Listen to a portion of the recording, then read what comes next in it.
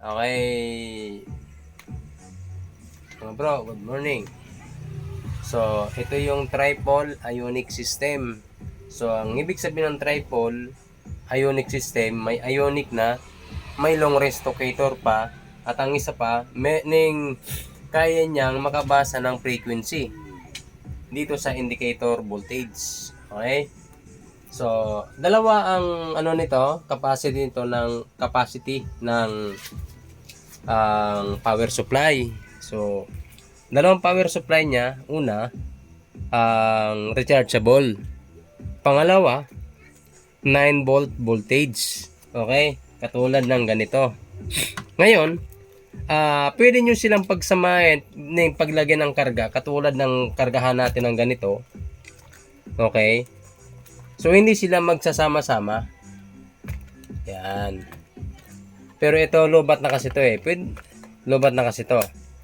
So, nangangahulugan lang kasi dito na pag gagamitin mo to sa mga kabundukan, siyempre, pag rechargeable yan, kahit ning pinuno mo na yan, pag nalobat na yan, walang mapapag-chargean. Okay? Tapos, ang isa pa nito, halimbawa, nalning ito yung selector. Pag bandang kanan, okay, o natin dito, pag bandang kanan, rechargeable po yan. Ayan, rechargeable yan, bandang kanan. Pero pag bandang kaliwa, so hindi siya iilaw kasi itong battery na to, naubusan na kasi ako. Ito, wala na to. Sira na yan. Okay? Kaya kung mangyayari, so pinaliwanag ko lang sa inyo na pwedeng ganyan. Ngayon, halimbawa sa left, ililip nyo lang ito. So, 9 volt voltage yan. Halimbawa, so sa madaling salita, punuin nyo yan. Pagkatapos, pag napuno nyo na, kargahan nyo din ng 9 volt battery. Pagkatapos, dumala kayo ng maraming battery. Okay, 10. Kasi, pagdating sa site, ang gagamitin nyo na dyan, pag ning alanganin lugar na walang ning kuryente, hindi kayo makakapag-charge. So, si 9 volt battery na ang gagamitin nyo. So, dito na siya, sa bandang kaliwa, pipihitin nyo siya yung joystick niya. Okay? So, gagana pa rin siya dito. So, kagaya ng ganito, for example, okay? Tingnan nyo to. Okay. So, 9 volt battery. Okay.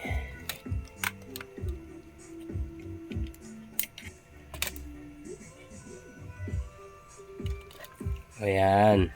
Tingnan nyo siya. On natin yan. Ayan. Tingnan nyo to, 8.69. So, bawasan natin. Yan mo to.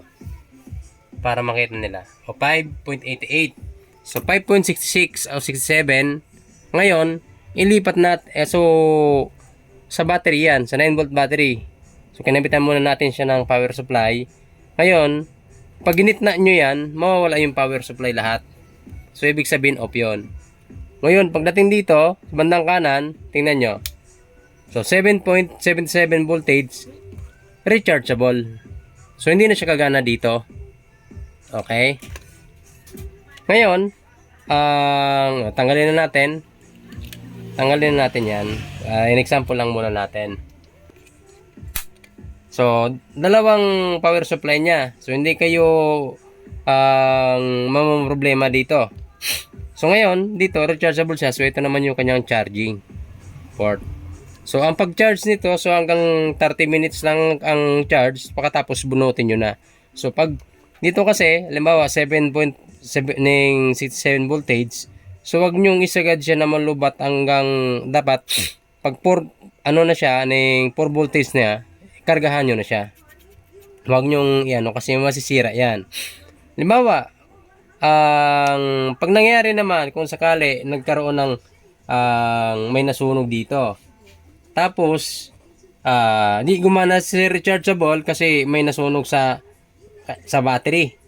So, ang mangyayari, so pipihitin nyo na lang siya sa battery. Ito na lang ang gagamitin nyo. Kasi halimbawa, wala kayong time na ipaayos to. So, ito muna ang gagamitin nyo. So, isi-select nyo siya sa bandang kaliwa. Okay? So, gagana na siya. Si rechargeable hindi. Okay? So, ganun lang siya. Ngayon, so, rechargeable po tayo. On natin. And then, ito naman yung pagdating dito sa green, so pipili tayo dito bandang kaliwa. Okay? Ayan. So, ito yung kanyang booster. Ito yung kanyang booster para sa long range locator. Okay? Yan. And then, ito naman, ionic. Ay, ilayo mo. Doon muna. Tingnan nyo para makita nila. Tingnan nyo. Okay? So, ano natin? Ayan. Ayan. Ito yung kanyang threshold, sensitivity. Ito naman yung kanyang volume. Okay, para dito yan. Ngayon, igit na natin, so patay na. Ngayon, so ito naman, para saan pala to? Hindi ko pa nalalagyan Ito yung target mode. Okay? So wala siyang ilaw, hindi ko na nilagyan ng ilaw kasi mas makonsumo pa siya sa battery. Pag ino natin dito, tapos ino natin siya ng ganyan. Okay? Pag ino natin ito, gold. Pag ino naman natin to, silver. Okay? Pag ino naman natin ito, diamond. Pag ino naman natin ito, tunnel. Okay? So, and then, ang isa pa, so, ito naman yung kanyang deepness. 6 meter, 15 meter, 35 meter, tapos 50 meter. So, ito yung unang selector. 15 meter, 6 meter, 15 meter, balik,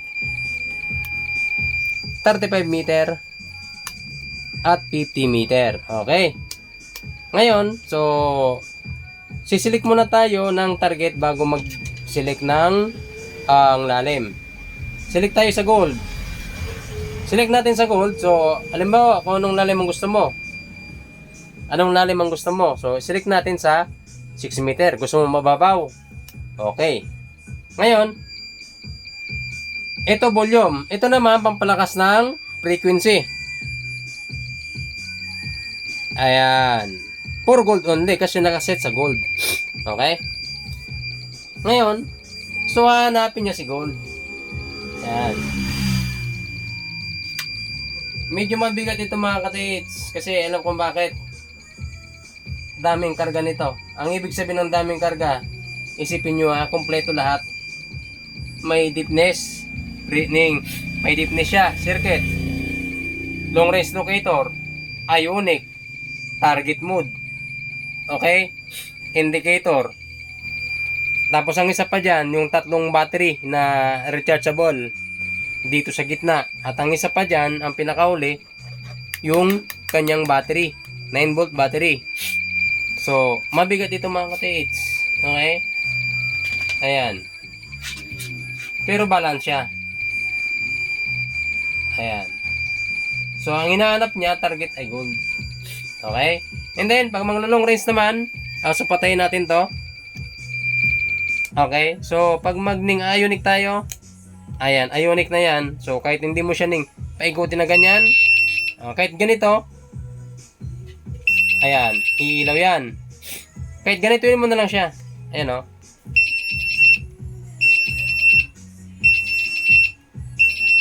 layo mo lang konti, doon ka muna.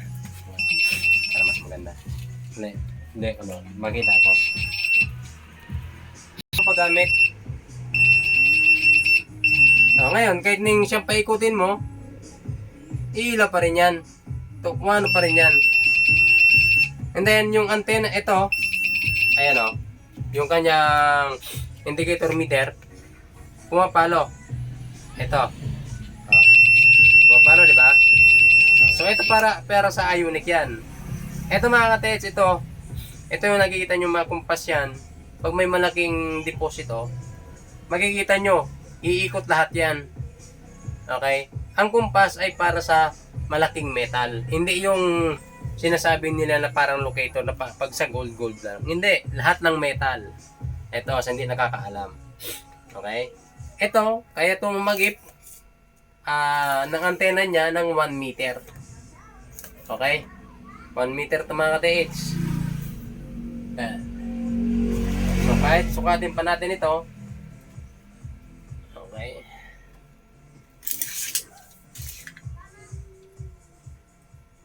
Ayan o. Sobra pa nga siya eh. Ayan, tingnan nyo. So, 110. Ay, hindi. 120. 120 centimeter. 120 centimeter yan. So, ang purpose kasi nito, ang kahabaan yan, pag merong mga abandoned na mga tunnel, so, ito, ipapasok nyo sa tunnel. Ngayon, magkakaroon siya ng frequency. Halimbawa, nakakabasa kasi ito ng frequency. Ito, pag pinasok mo sa bunganga, ito yung, halimbawa, 7.81 voltage. Pag umabot siya ng 9, lahat, 9 voltage, so ibig sabihin may frequency sa loob. May singaw. So, ibig sabihin malapit. Kahit hindi pa to si ionic, hindi pa siya ang tumutunog. Okay? Hindi pa siya tumutunog. Katulad ng ganyan, no? Okay? Yan. Ngayon, kahit igitnaan nyo lang siya, hindi sila gumagana, si indicator light ang gagana. Okay? Kaya tinawag siya, tinawag siya ng triple ionic system. So, din natin sinabi ng ilang dala niya. So, ang dala po natin ito, long range ionic indicator para sa target, tapos sa frequency. So, 6. Kasi meron na siyang deepness, meron na siyang target mode, ionic, tapos long range locator. Okay? Ang higit sa lahat, dual ang kanyang power supply. Okay? So ito, patapos ko ito ipadala sa Mindanao, so gagawa ako ng dalawa. Kasi, yung dalawa na yon ay order ng Pakistan. Okay? So, ganito yung gusto nila. Ganito yung gusto nila. Okay? Sa mga nagtatanong kung magkano sa US dollar, 25,000 US dollar mga ka-TH. Kung ikumpara natin, 45,000. Kaya bakit naging 45,000 sa US dollar sa ibang bansa? Kasi ang pinaka-minimum pag magpapadala ka sa international, minimum 6,000 to 7,000. Minimum 1 kilo po yan. Okay? Pag dito sa atin, hindi na kinikilo yan. Kasi minimum, padala ka lang ng ganito, yung shipping. Yung shipping na yon, minimum yan ang babayaran mo. Pero pagdating kasi sa ibang bansa na yan, so ang mangyayari dyan, sila yung babayaran na muna nila bago ipadala ang unit. So kapares din ng sa ibang bansa, pag bumili ka ng ibang unit o ng 3D scanner, natural babayaran mo muna sa bangko nila yon. Tapos, hintayin mo. Kasi ang banatan lang naman kasi dyan, yung tiwala. Kasi kung wala kang tiwala, huwag ka nang umorder sa ibang bansa. Ngayon, ako naman, kasi, ito yung sasabihin ko sa inyo. Marami din na pinagbigyan ko na rin sila sa COD o COP. So, ang ibig sabihin, COD, COP, papadala mo sa kanila, pinagbigyan ko sila. So, wala pa silang binigay kahit piso. So, minsan, nangyayari, katulad sa Sultan Kudarat, so, 3 lang beses na ako nagpadala. Pero, hindi nila kinukuha. So, ang ibig sabihin yan, parang laro lang sa kanila yan. Kaya, ang ginagawa ko na ngayon, binalik ko na yung dati na patakaran ko na, kung interesado ka, mag-down payment ka. Halimbawa, nasa 14,000, down payment ka ng 5,000. Pagka down payment mo ng 5,000, yung 9,000, doon mo na babayaran kay LBC for cash on pick up. Okay? Ganun po yan. Ngayon, dito natin malalaman kung interesado talaga ang mga nag-o-order o hindi. Ako, wala naman ako pakialam dyan. Kung hindi kayo umorder, mas okay. Mas gamitin nyo na lang ang pera nyo para sa pamilya nyo. Pero kung interesado kayong kumuha ng unit, so magtiwala kayo. So kailangan ang pagbibili kayo sa tao, natural kayo ang nangangailangan, natural na yung reseller na yon o maker na yan, doon kayo susunod. Pero kung gusto nyo ng COD, ay hindi pwedeng mangyari yung gusto nyo. Mas mabuti pa na wag na lang kayo bumili. Okay? So, okay na yan mga ka-TH. Thank you. Salamat.